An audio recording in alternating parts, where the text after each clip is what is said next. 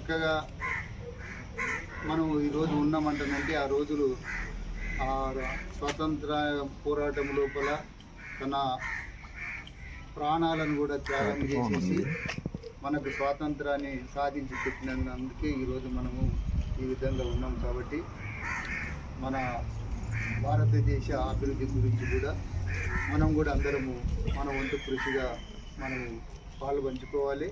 ముఖ్యంగా విద్యార్థులు భావి భారత పౌరులు కాబట్టి మీకున్నటువంటి లక్ష్యం ఒకటే, మంచి లక్ష్యాన్ని ఎన్నుకోవాలి.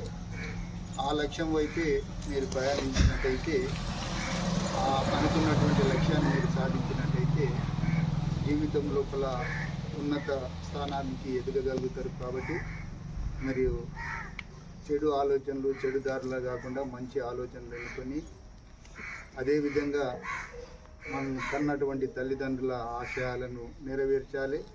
దేశానికి కూడా మీరందరూ కూడా అభివృద్ధి పదంలో నడిపించడానికి మీ అందరి సహాయ సహకారాలు ఉండాలంటని చెప్పేసి ఈ సందర్భంగా మీ అందరినీ కోరడం జరుగుతుంది. కాబట్టి దేశానికి